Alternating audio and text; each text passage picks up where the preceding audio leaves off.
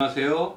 자, 이제 오늘은 그 A형 기평 3번 미분기하기에 대한 문제로 진행해 보도록 하겠습니다. 여러분들이 이제 이 자료들은 지금 이제 물론 해설은 이제 들어가 있긴 합니다만 이 자료들은 그 여러분들한테 카페에 들어가셔서 보시도록 하고요. 그 다음에 또는 이제 그 학원에 방문각 노량진에 있는 방문각 임용고시 학원에 오시면 이와 같이 합격 전략 가이드북이라고 이렇게 이제 나와 있는 책이 있습니다. 그래서 이건 무료로 배포하고 있으니까 오시면 받아갈 수 있습니다. 자, 그리고 오늘 수업에 대한 내용은 이 책의 28페이지 내용에 해당이 됩니다. 그 다음에 가이드북 자료에 올라 있는 가이드북을 보시면 그 가이드북은 29페이지에 나와 있으니까 그 언저리에서 여러분들이 찾아보시면 되겠습니다. 자, 우리가 이제 여기서는 미분계약에 대한 문제를 이제 체킹을 해보겠는데, 이 미분계약의 문제는 크게 두 가지 형식의 문제로 많이 출제가 됩니다. 그래서 하나는 정역이 1차원인 개념에서 곡선의 문제가 이제 제시되는 경우와, 그 다음에 정역이 2차원인 곡면에 관련된 문제들로 생각해 볼 수가 있습니다.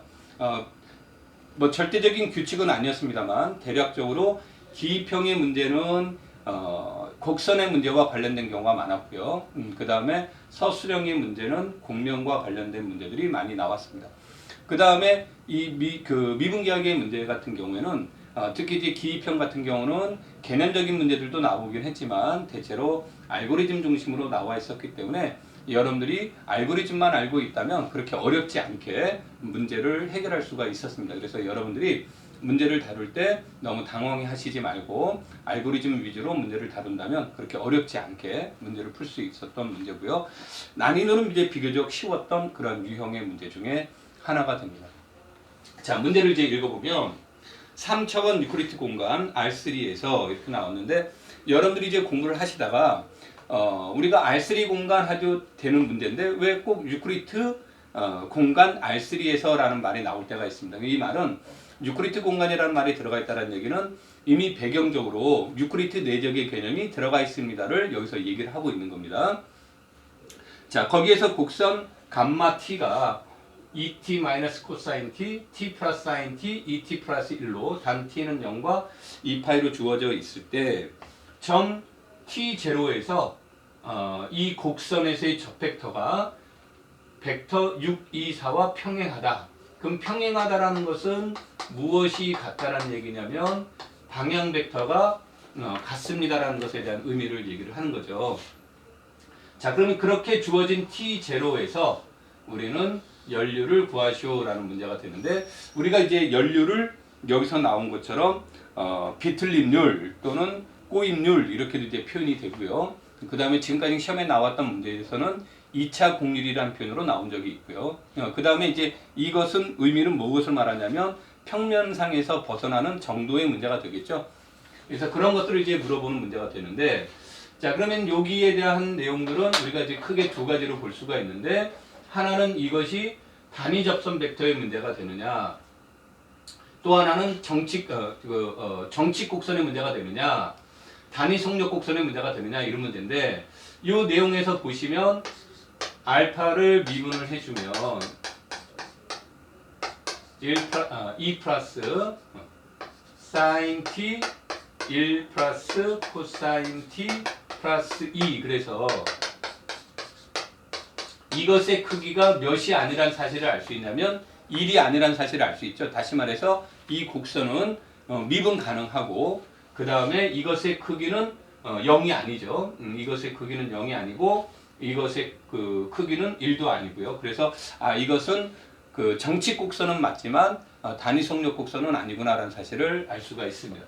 자, 그렇다면 이와 같은 정칙 곡선이 주어졌을 때 우리가 곡률에 대한 내용은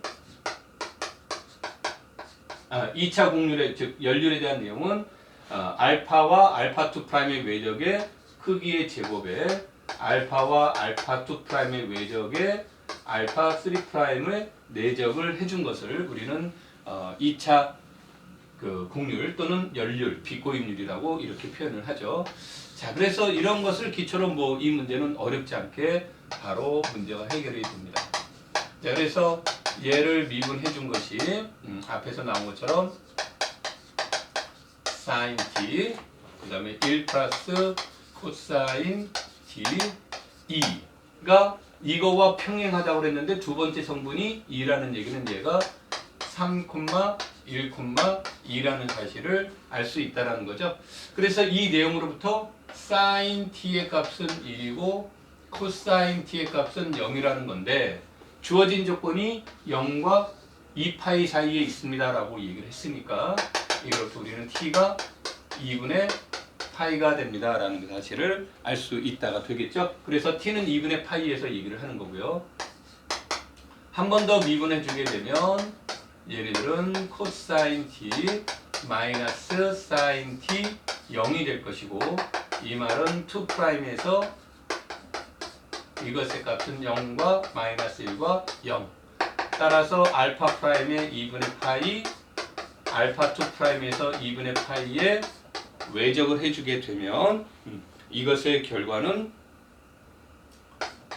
2, 0, 마이너스 3이라는 사실을 알 수 있죠. 이 얘기는 알파 프라임과 알파 2 프라임의 외적의 크기의 제곱이 13이라는 사실을 알 수 있고요. 그 다음에 이거로부터 알파 3 프라임을 해주게 되면 마이너스 사인 t 마이너스 코사인 t 0이 되고요.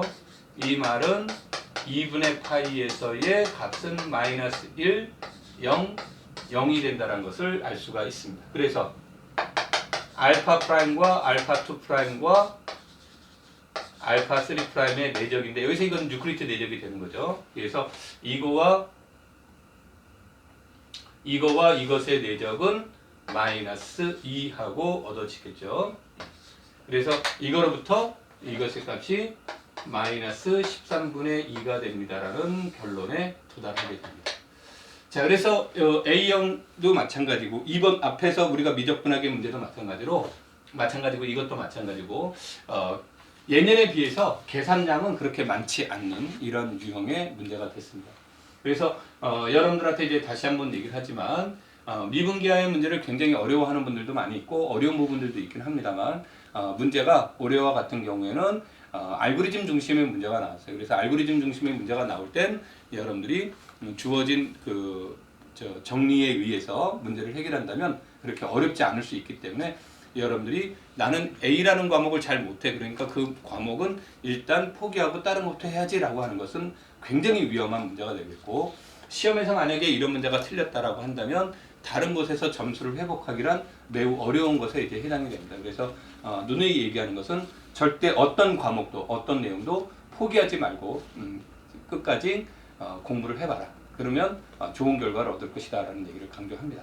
자, 오늘은 이제 그 미분기하에 대해서 얘기를 했고요. 다음 시간에는 현대대수학에 관련된 문제를 가지고 돌아오겠습니다. 자, 감사합니다.